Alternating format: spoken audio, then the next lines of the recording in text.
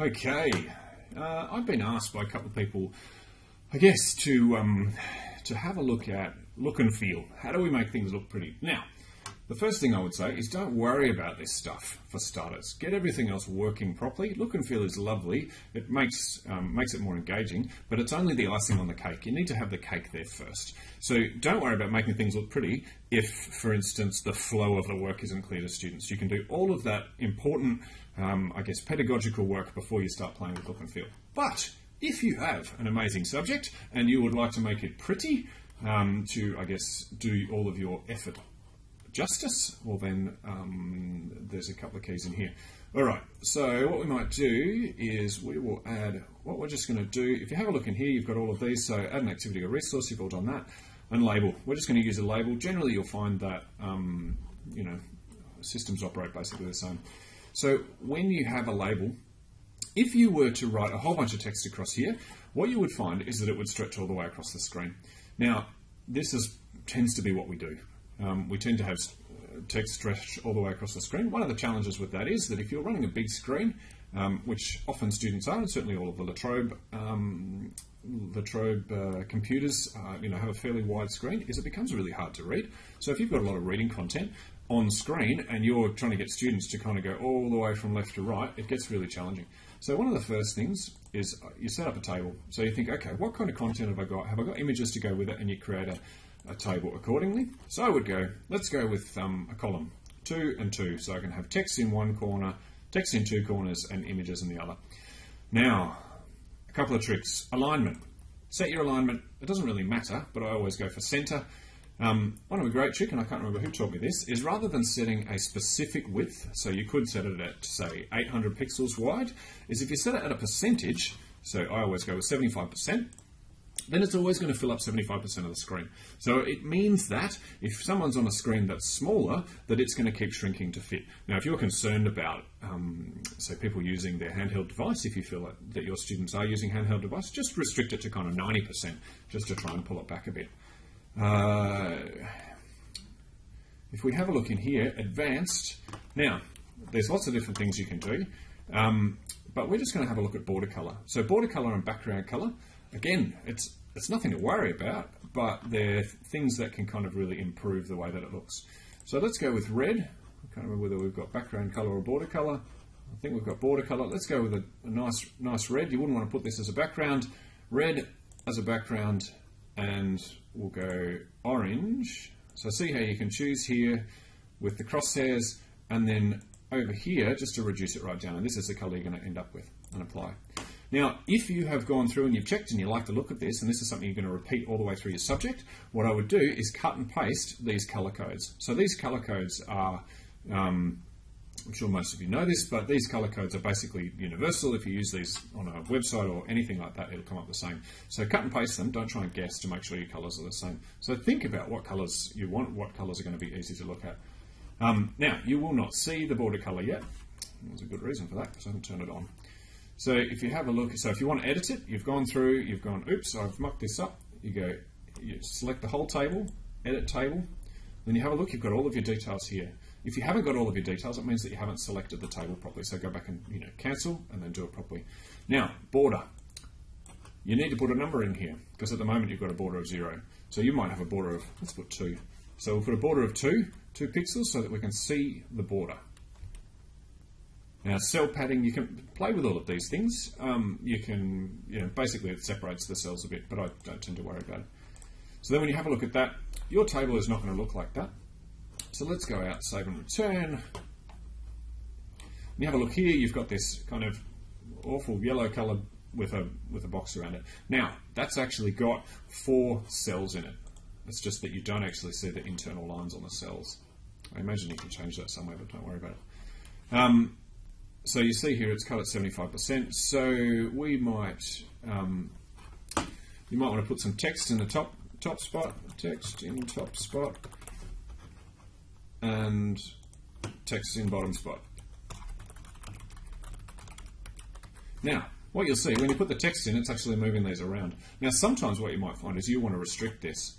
So you might say, okay, we want this side to be narrower. So if you go across, go row, table row properties, you can actually set the width, I think.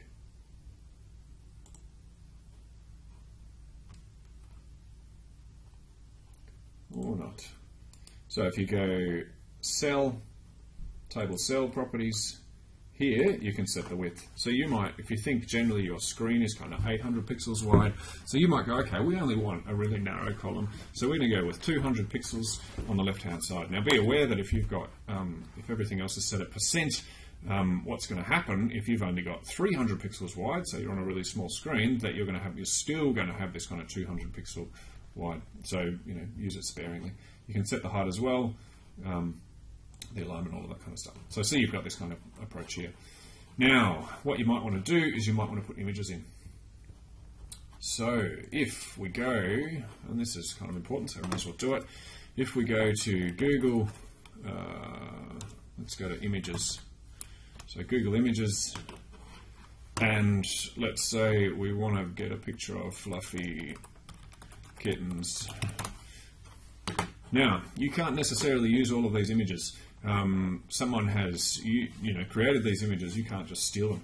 So what you want to do is you want to go into Search Tools and Usage Rights. Now this is a really rough way to make sure that you're getting the images that you're allowed to use, but if you go labeled for reuse, then what you're going to find is a bunch of Pixabay, so I don't know whether you can read that, but Pixabay images, Pixabay, Wikipedia, so Wikipedia. So all of these, in theory, are, you're allowed to use them, but you want to check on that. There are all sorts of sites, so basically if you're chasing really good quality images, because you can see that the quality of these has gone down, if you're chasing good quality images, what you want to look for is images, just Google no attribution required images. So by Googling no attribution required, what you're saying is, I don't have to provide any attribution as to where this came from. So cut out the administrative task of trying to cut and paste the domain addresses. I don't use images that require attribution at all anymore. It's just a hassle. So let's say we like this one. View image. So what you want to do is, we've got this picture of George. We are going to save the image as. Now we'll just put this in LMS images. Always keep your images together so you can find them again. Particularly Wikipedia, I just leave the label the same. Now that's saved, we know where it is. Then we go back here and we want to put that image in here. So we go this little button here, it's a picture of mountains. Find and upload an image.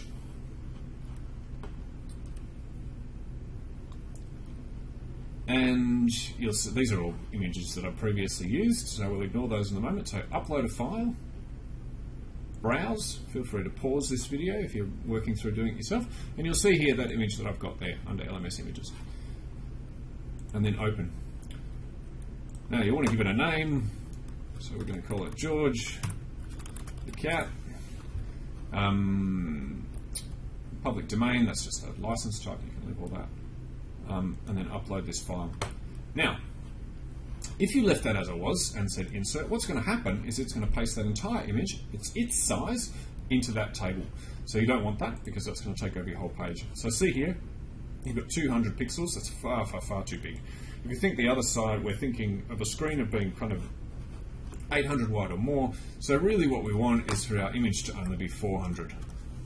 Now you want to constrain the proportions, otherwise you end up with a very, very skinny cat. Set your alignment. Sometimes it makes a difference, sometimes it doesn't. Pop it wherever you want it. Middle might be a good idea. You see here you get an example. Is there anything in advanced? You can set alternate images and all that kind of stuff, but it's not really worthwhile. And you've got the image there, and then go insert. Now you can put an image description in, but for the sake of this we're not. Okay, so you've got this image and it's pasted it in there. Fantastic. And so then you've got this kind of, this table. So you might have a whole bunch of text here, an image of a famous philosopher or, famous historian or someone there, so that students are actually engaging with who this person is. This is a real person or a real thing, might be technical images or whatever, and then text at the bottom. It just improves the way that things look. Okay, now the other trick that I will show you, if you're repeating a pattern, so if you're creating a table that's basically the same again and again, so let's say you want your border red, your background this awful yellow color, and you want these 4 kind of cells in here, what you can do is you can copy and paste it, but you don't just copy and paste it from here. If you do, basically, I think generally what happens is you lose your colors, they just disappear. So then you can actually choose this button here, which gives you access to the HTML. Now don't freak out, I don't know anything at all about HTML, but basically this is the computer language that LMS is creating, and it has all of those details. So border color, EE4110, which is what we chose. Border width 2 pixels, we remember that. Background color, da da da da. So when you grab this, you can copy it, and then you can go to your next label, and we're just going to put it here, and open again the HTML source editor, and then paste it. Nothing tricky about it, but then we edit it, and then we've got exactly the same thing. Okay, so it basically just, it means you can copy and paste without losing anything. So that can be really helpful. Often a lot of these processes when you're developing LMS are very, very repetitive, and the more things that you can do like that, cutting and pasting and making things the same, the better. The other advantage is that it's not quite so slow and clunky as duplicating certain elements of your LMS page. So I hope that helps a little, and I'll look forward to doing a few more. Thanks.